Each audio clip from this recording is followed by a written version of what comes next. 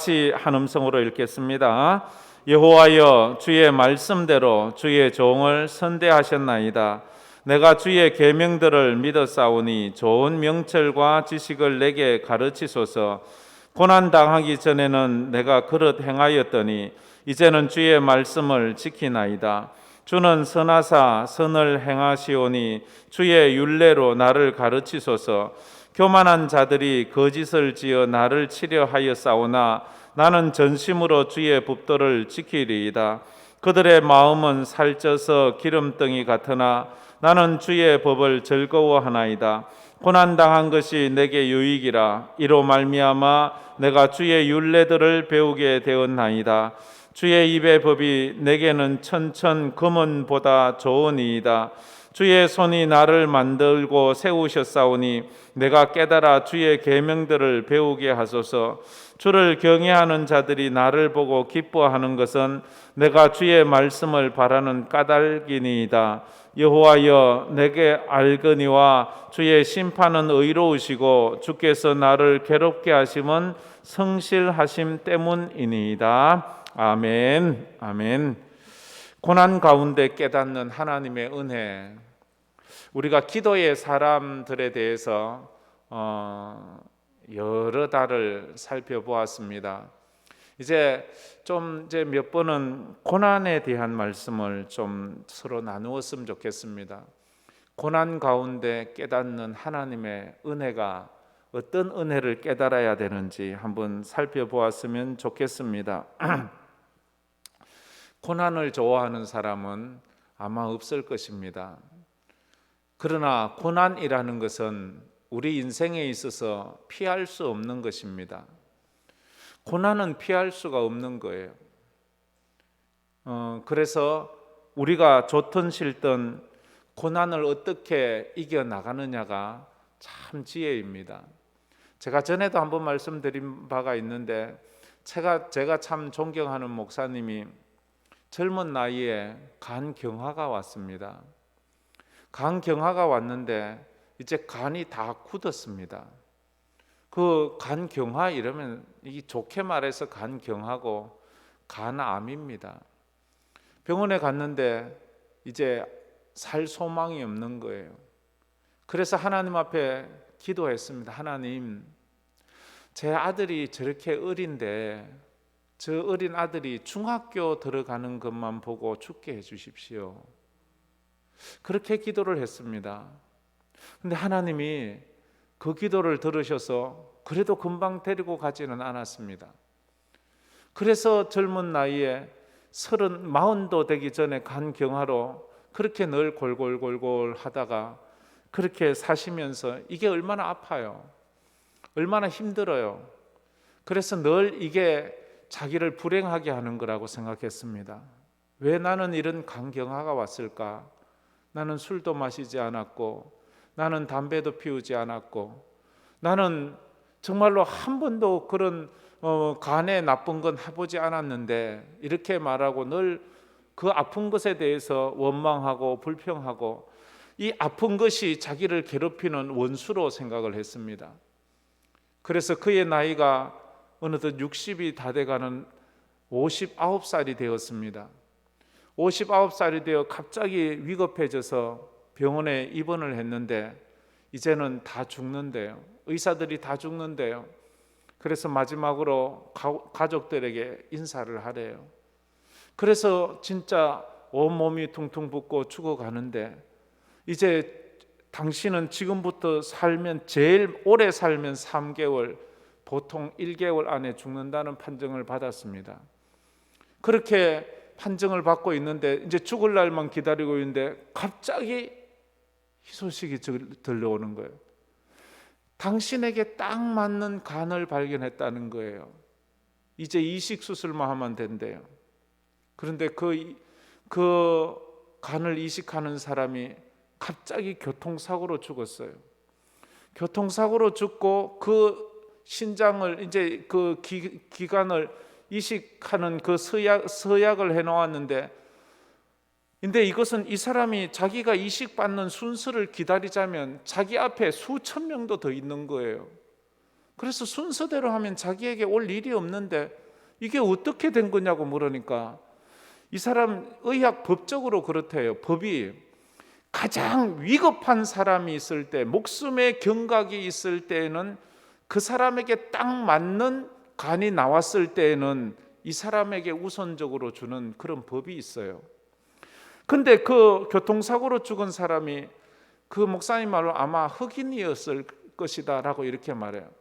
왜냐하면 자기 간보다 더 큰 간이어서 이래 보면 그가 간이 툭 튀어나왔어요. 이쪽이. 그래 너무 큰 거를 넣었다는 거죠. 뭐 자기 말은 그래요. 그래가지고 자기에게 딱 맞고 이 사람은 지금 사경을 헤매고 있어서 자기는 죽는 줄 알았는데 수술을 해서 살아났어요. 살아나면서 그가 깨달은 것이 하나 있어요.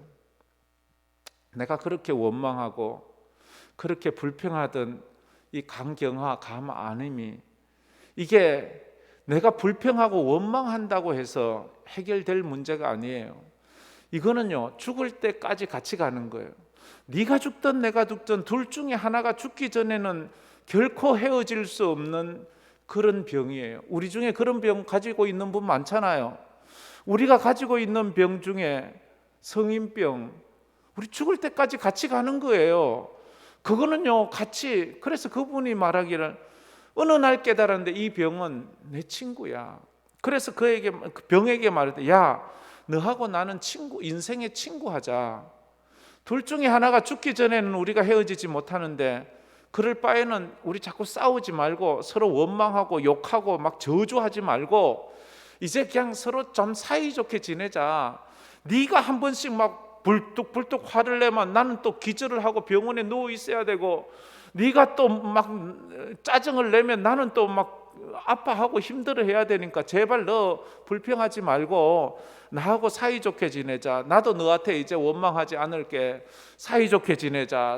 그 병을 그래 이제 이 깨달음을 주었죠. 그분이 아프면서. 그러면서 그것을 이겨나가는 그런 모습을 보았습니다. 고난은 우리에게 결코 좋은 게 아니에요.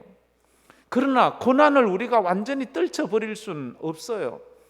그 고난을 어떻게 반응하느냐에 따라서 우리 인생이 달라져요. 바다를 항해하는 배에 돛이 달려 있습니다. 그 돛을 펴면 바람이 불 때 그 바람의 방향에 따라서 배가 빨리도 가고 천천히도 가고 그렇게 합니다. 그런데 그 바람의 방향에서 배의 방향을 어떻게 트느냐에 따라서 동쪽으로 갈 수도 있고 서쪽으로 갈 수가 있는 거예요. 인생의 어려움을 당할 때 그 어려움이 내게 더 큰 축복을 가져다 줄 수도 있고, 어떤 경우에는 그 어려움이 나를 더 불행으로 이끌어 갈 때가 있어요. 지금 어쩌면 우리가 코로나 때문에도 힘들지만 여러 가지 개인적인 문제로 힘들어하는 그 문제가 내 인생을 더 아름답게 꽃피울 수 있는 문제이기도 할 수도 있거니와, 어떤 경우에는 그 아픔이 내 인생을 완전히 지옥같이 만들 수 있는 그런 문제가 될 수도 있는 거예요. 그와 같이 그 문제는 나로 하여금 하나님께 더 가까이 가게 하는 그런 길잡이가 될 수도 있는가 하면, 나에게 다가온 그 고난은 나로 하여금 하나님을 더 멀리 떠나게 하는 불신앙적인 그런 인도자가 될 수도 있는 거예요. 그래서 우리가 하나님 앞에서 같은 고난이지만 그 고난을 대하는 태도가 어떠냐에 따라서 이 풍랑이 연하여서 더 빨리 갑니다. 이 몸이 어지없을 때 건민덤 주소서. 예수님 십자가 못 박히셨을 때에 양편의 강도가 한 명씩 있었어요. 오른쪽 왼쪽 똑같은 상황이에요. 똑같이 죽어가고 똑같이 고통 속에 있어요. 그런데 한쪽 사람은 예수님에게 점점 가까이 나왔고 한쪽 사람은 예수를 점점 저주하면서 멀어져 갔어요. 어떤 사람은 십자가에서 아픔을 통해서 예수 만나 천국으로 들어갔고, 어떤 사람은 십자가에 못 박혀 피 흘려 죽으면서 그 예수를 저주하고 원망하고 불평하면서 지옥으로 가는 인생이 되고 말았습니다. 고난당할 때 중요한 것은 고난 자체가 문제가 아니라 고난을 대하는 우리의 마음, 우리의 신앙, 태도, 이게 참 중요하다 하는 것입니다. 고난의 때에 믿음의 반응을 하는 사람과 고난의 때에 불신앙의 반응을 하는 사람의 차이는 천국과 지옥 그 차이예요. 하늘과 땅 그 차이예요. 과연 나는 내 인생에 불어온 바람을, 고난의 바람을 어떤 식으로 대하고 있느냐? 원망하고 불평하고 저주하면서 너 때문에 내가 못 살겠어, 너 때문에 내가 못 살아, 이렇게 말하고 사는지, 아니면 그것을 통하여 하나님 더 의지하고 하나님께 더 매달리고 주여 나를 좀 불쌍히 여겨달라고 기도하는지, 그건 내가 알지 않습니까? 우리 자신이 알지 않습니까? 우리 앞에 어떤 일이 일어날지 우리는 아무도 모릅니다. 내일 내게 무슨 일이 일어날지 우리는 아무도 모릅니다. 아니, 단 1시간 후에 내 인생에 어떤 일이 있어 내가 웃는지 울지 그것도 우리는 잘 모릅니다. 그렇잖아요. 예수님의 제자들이 예수님과 함께 겟세마네 동산에 올랐을 때 1시간 후에 무슨 일이 일어날지 아무도 몰랐습니다. 예수님은 아시고 너희들 나와 함께 깨어 기도하자 했어요. 제자들은 1시간 후의 일을 알지를 못했어요. 예수님이 기도하자, 함께 기도하자 그렇게 말했는데도 그들은 깨어 기도하지 못했어요. 그때 예수님이 오셔서 하시는 말씀이 너희들이 1시간 동안이라도 나와 함께 깨어 있을 수 없더냐, 이렇게 말했어요. 너희들이 1시간이라도 나와 함께 깨어 있을 수 없더냐. 그들이 1시간도 함께 깨어 있죠. 그러자 군병들이 예수님 잡으러 왔어요. 예수님 잡으러 오자 제자들은 도망갔어요. 뿔뿔이. 그 제자들에게 주님이 하셨던 말씀, 시험에 들지 않게 깨어 있어 기도해라, 이렇게 말씀하셨어요.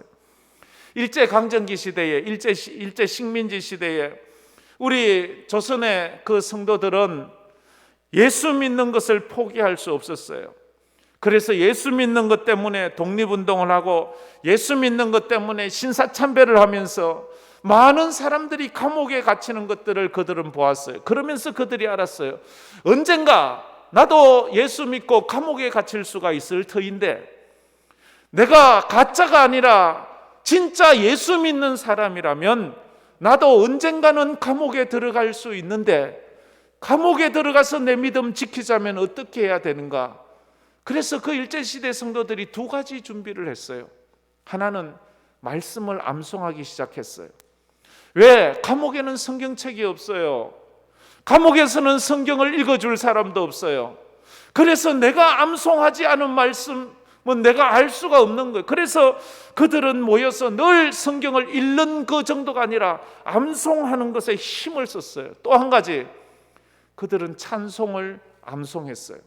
그냥 찬송, 우리 스크린에 있는 거 보고 부르는 것이 아니고, 찬송가 보고 부르는 것이 아니고 그냥 암송해서 1절부터 5절, 그 옛날에는, 요즘은 5절이 제일 많고 보통 4절, 3절 이렇지만 그때는요, 찬송가가 보통 기본이 10절, 좀 많으면 20절, 어떤 건 그 이상, 완전히 30절, 40절 이런 것도 있어요. 그냥 완전히. 그런데 그걸 다 외워버렸어요.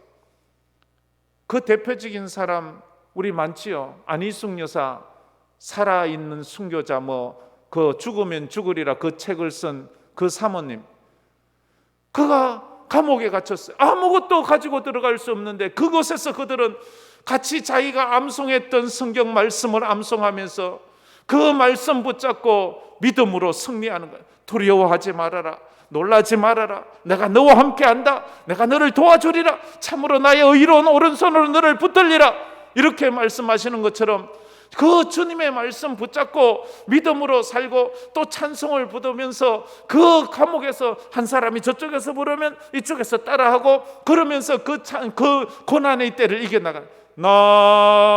낮에나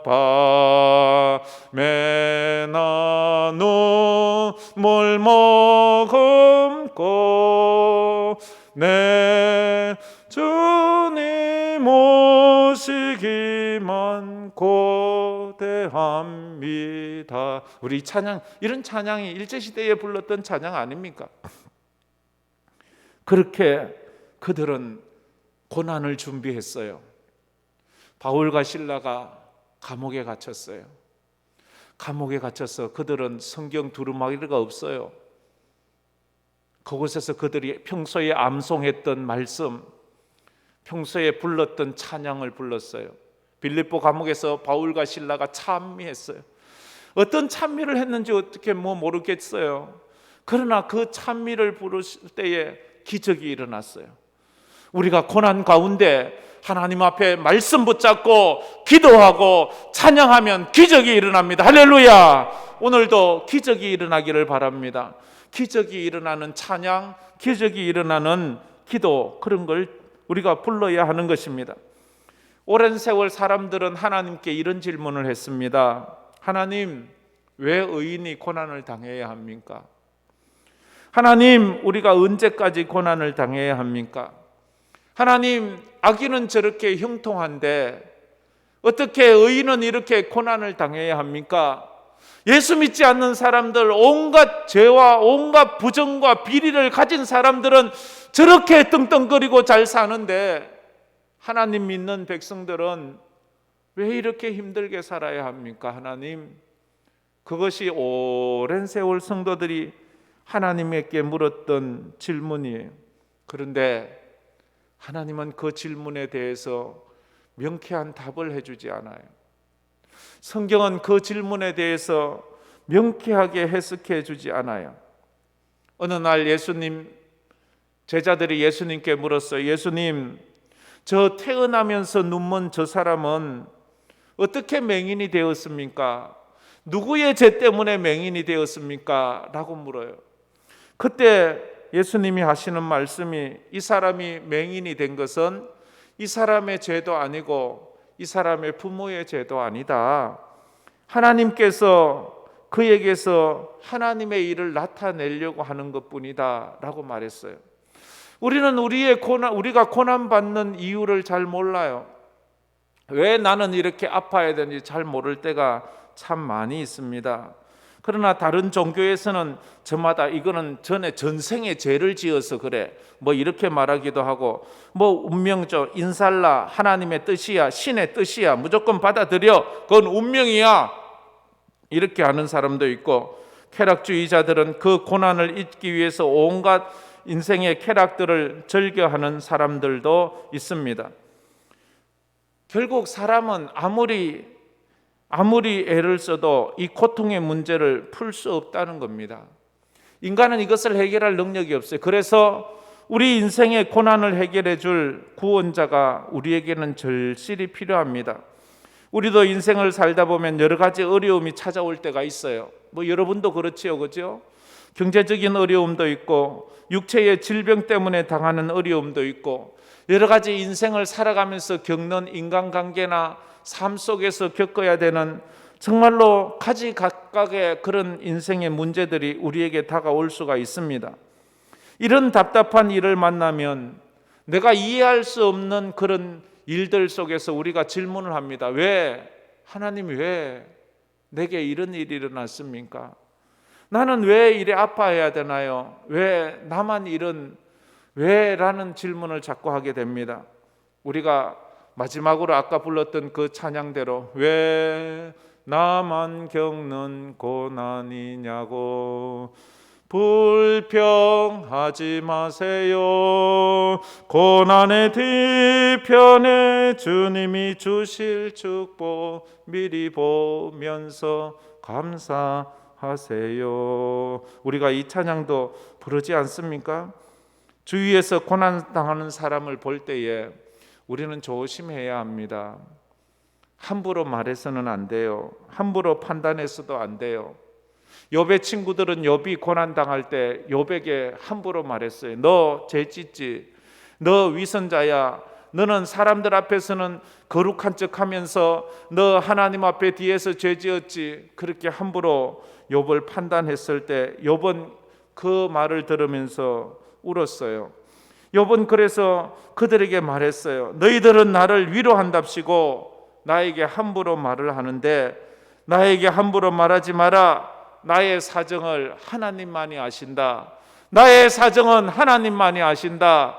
내가 죄를 짓지 않았다는 것, 이 고난은 죄 때문에 온 것이 아니라 하나님의 뜻에 의해서 나에게 주어졌는데 나는 왜 이런 것이 왔는지 나는 모를 수밖에요. 욥은 왜 고난이 왔나요? 사단이 시기해서, 마귀가 시기해서 하나님 앞에 저 욥이 공연히 하나님 잘 섬기는 줄 압니까? 그에게 복을 주시니까요. 자녀도 주시고 물질도 주시고 명예도 주시고 건강도 주니까 그가 그래서 하나님 잘 섬기는 거지요. 사단이 그렇게 말하니까 하나님, 그래? 그럼 욥의 생명 외에는 다 네가 빼앗아 봐라. 욥이 그러고도 나를 버리는가? 아니야. 욥은 그것 때문에 나를 섬기는 게 아니야. 그래서 욥에게 고난이 왔어요. 그러니까 욥은 하나님과 마귀 사이에 있었던 그 일을 알 리가 없잖아요.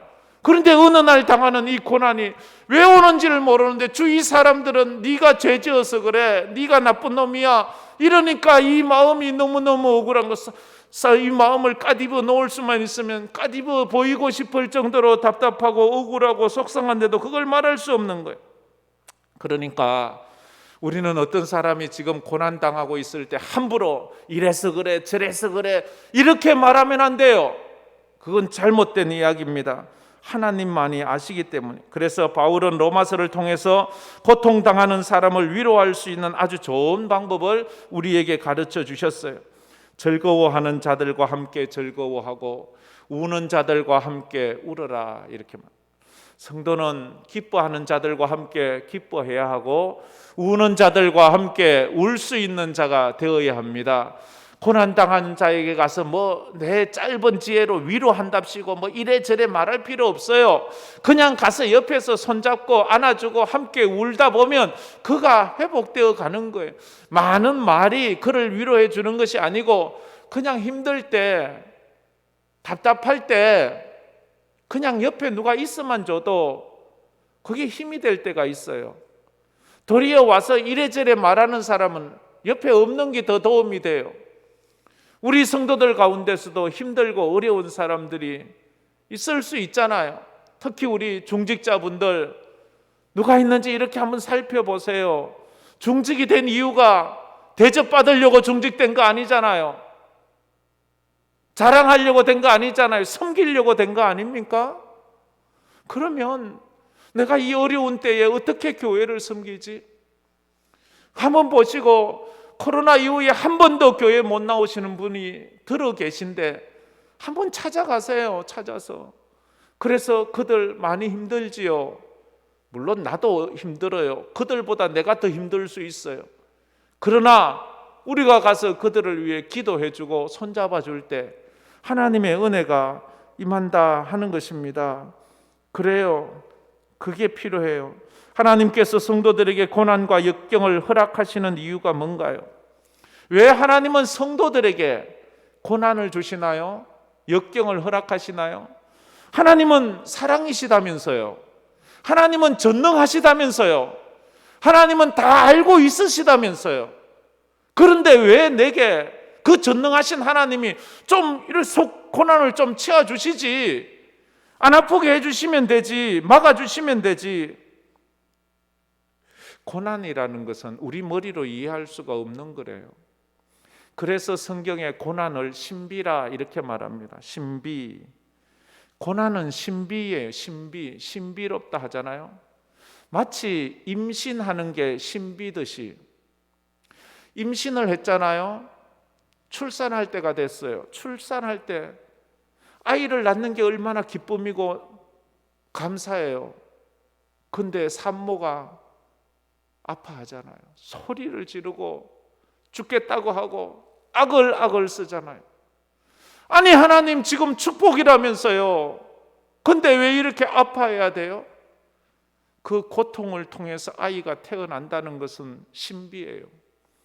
아이가 아무런 안 아픔을 통해서 태어나면 얼마나 좋겠어요. 그러나 산모가 그 어머니의 목숨을 걸고 아파하고 비명을 질러야지만 그때야 생명을 얻는 것처럼 어떨 때 우리가 고난당하는 게 그럴 때가 있어요. 내가 인생을 살면서 아파하고 비명 지르고 눈물 흘리고 아글아글 쓰는데 그게 나는 인생의 슬픔이고 고통이고 저주인 줄 알았는데 그게 내 인생을 꽃피우는 생명을 낳는 그런 통로인지 어떻게 알았겠어요? 성도는 고통 가운데 그래서 아파하지만 아파하기보다 하나님을 신뢰하는 법을 배워야 돼요. 이 아픔을 통해서 하나님의 뜻은 이루어진다. 이 눈물을 통해서 하나님은 하나님의 일을 하신다. 할렐루야. 그래서 성도들은요, 아픔을 통해서 하나님을 더 의지하고 하나님을 더 신뢰하는 법을 배워가야 돼요. 하나님께서 분명히 우리가 알지 못하는 이유를 가지고 계십니다. 그래서 우리는 모를 뿐이에요. 왜 내가 이런 일을 당하는지, 왜 내게 이런 아픔이 있는지, 욥은 자신이 왜 자식이 다 죽어야 되는지 아무리 생각을 하고 아무리 이해해 보려고 해도 이해할 수가 없는 거예요. 자기 재산을 다 훔쳐간 강도들을 아무리 자기 몸에 병이 든 아무리 이해하려고 해도 이해가 되지 않는 거예요. 그럴 때가 있습니다. 요셉도 그랬어요.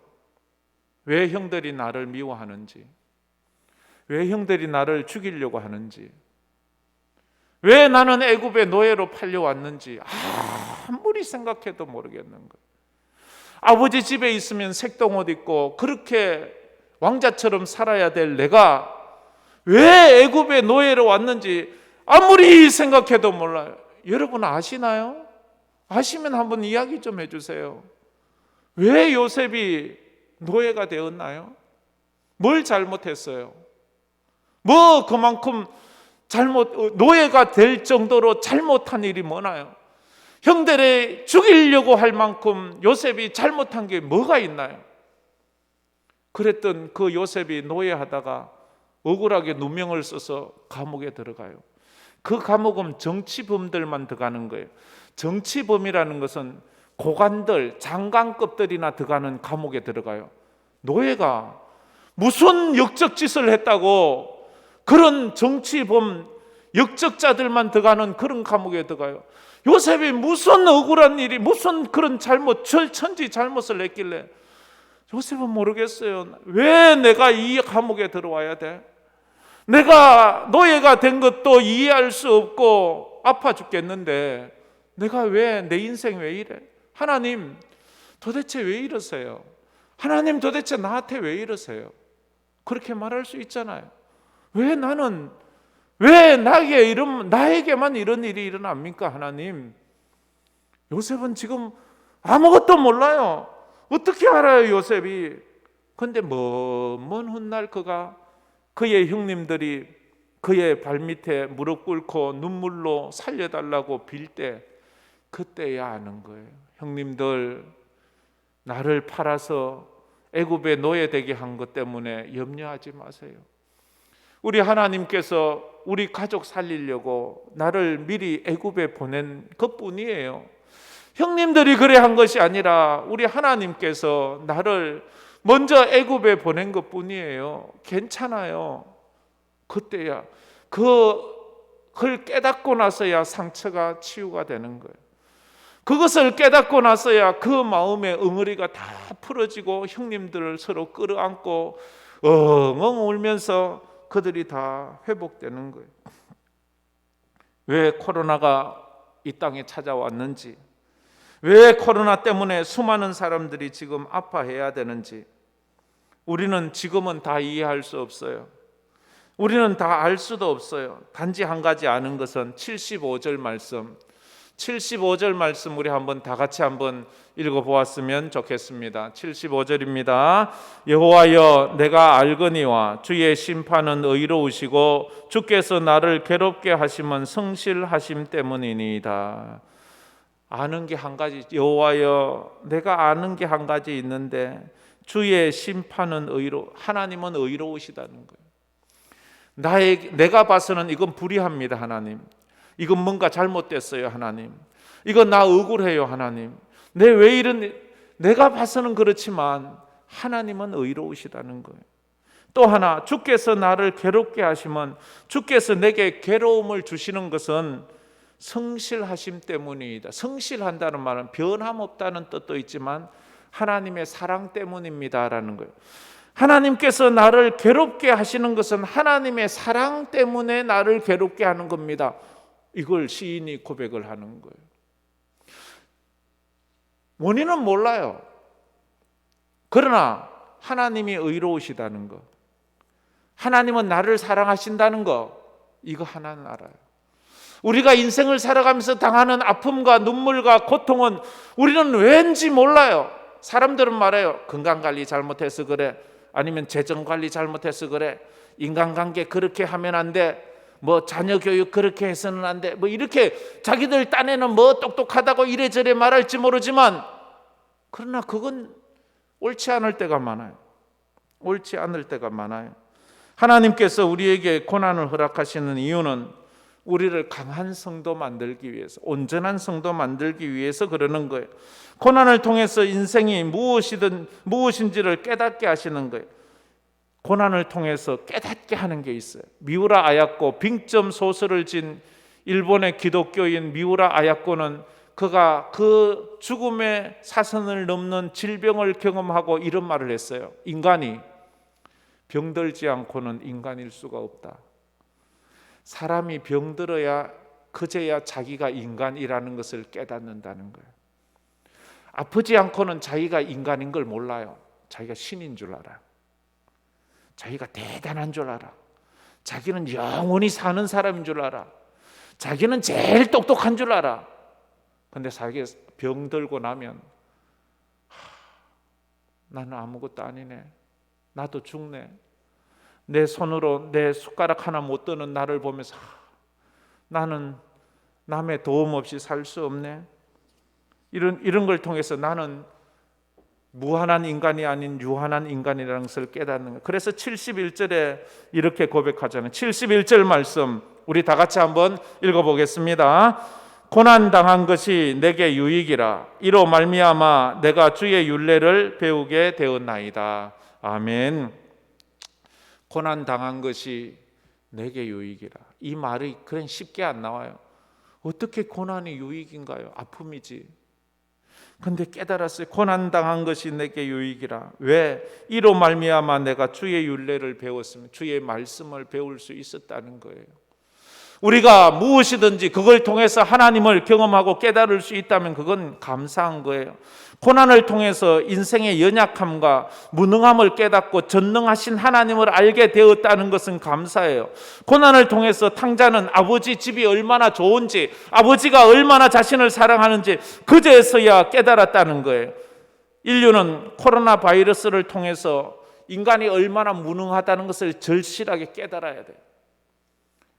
컴퓨터 만들었다고, 우주선 만들었다고 교만이 그 하늘 끝까지 치솟아서 지들이 무슨 하나님이라고 됐년, 그렇게 과학자들이 큰 소리치고 이제 인간의 DNA를 발견했다고 해서 인간은 이제 모든 병은 극복하고 암도 극복하고 모든 불치병도 극복해서 인간은 이제 무병장수할 수 있다고 큰 소리치던 그런 과학자들과 생물학자들과 의사들의 코를 납작하게 해준 것이 코로나잖아요.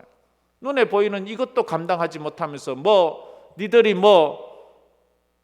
모든 질병을 극복했다고, 우주를 정복했다고. 인간은요 바이러스 하나도 감당 못해요. 그러면서 인간이 우리는 인간이지. 그래, 우리는 인간. 그래서 C.S. 루이스는 말했어요. 고통이란 기가 막힌 사람이 알아듣게 하시는 하나님의 확성기다라고. 고난이란 귀가 들리지 않는 사람이 알아듣게 하시는 하나님의 확성기 같은. 그전에는 아무리 하나님이 살아계시고 너희들은 죽어야 될 인간이라는 것을 말해도 모르는데 고난이 따가고 고통이 따가고 아픔이 따가우면 그제서야 그게 들리는 거예요. 고통을 통해서 주님께 돌아오는 사람들이 많습니다. 그래서 고난은 우리에게 기회가 되는 거예요.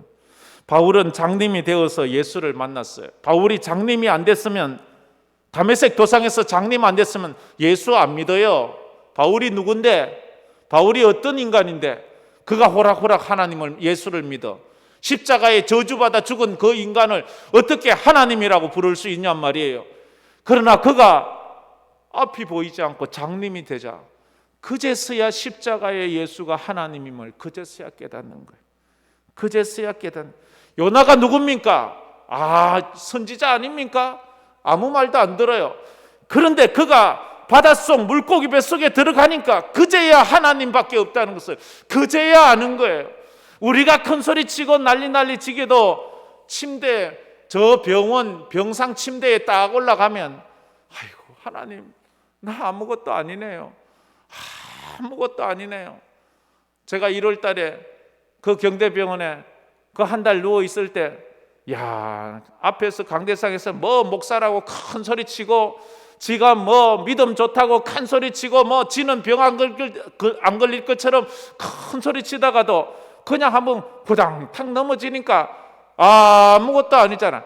아무것도 아니에요. 아무것도 아니에요. 그제서야 하나님 앞에 두 손 들고 앞에가 십자가를 붙드는 거. 그래서 고난은 위장된 하나님의 축복이에요. 고난은 위장된 하나님의 축복이에요. 고난을 통해서 그래서 우리는 예수님의 인격을 닮아가야 돼. 예수님을 닮아가야 돼. 예수님을 닮아가는 게 고난을 주시는 목적 가운데 하나예요. 바다에 사는 청어라는 물고기는 성격이 얼마나 급한지, 물에서 어부들이 딱 건져 올리면 처음에 부득부득 하다가 지 성질이 급해서 그냥 죽어버린대. 그런데 이 사람들이 회로 먹든 반찬으로 해 먹든 사람들은 이것을 싱싱하게 살아있는 것을 살 때 높은 값을 지불하는 거예요. 어부들이 죽은 청어를 팔 때와 살아있는 청어를 팔 때의 값은 차이가 나는 거예요. 그래서 어부들은 어떻게든 청어를 살려서 그 항구에 가서 물고기를 팔고자 하는데, 그러다가 깨달은 것이 청어를 붙잡아 놓은 그 어항에다가 상어를 몇 마리 집어넣는 거예요. 상어를 몇 마리 집어넣으니까 상어가 막 청어를 막 잡아먹는 거예요.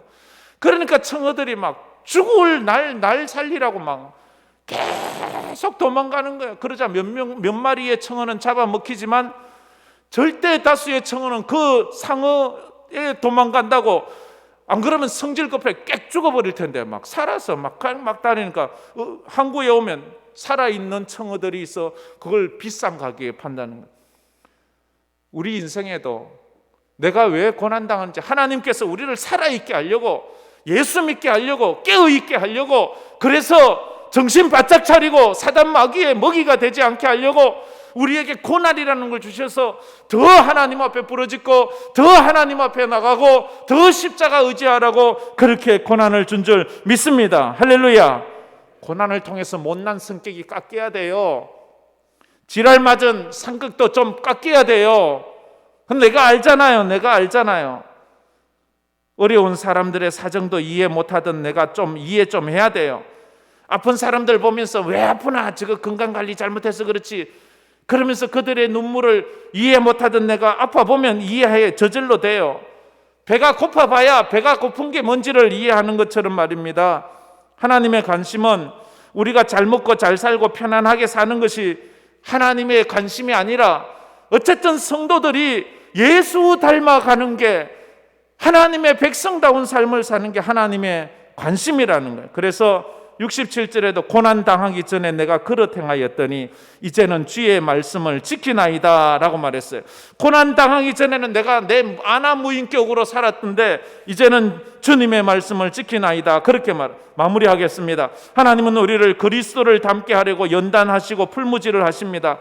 고난도 주시고 눈물도 주시고 질병도 주시고 아픔도 주시는데, 이럴 때에 이걸 기회로 삼아 이 고난을 위장된 하나님의 축복임을 깨닫고 믿음으로 나가야 합니다. 모든 것이 합력하여 선을 이루기 때문입니다. 하나님을 사랑하는 자, 곧 그 뜻대로 부르심을 입은 자들에게는 모든 것이 합력하여 선을 이루느니라. 할렐루야. 이 은혜가 있기를 주의 이름으로 축복합니다. 이 찬양 한번 불러봅시다. 성령 하나님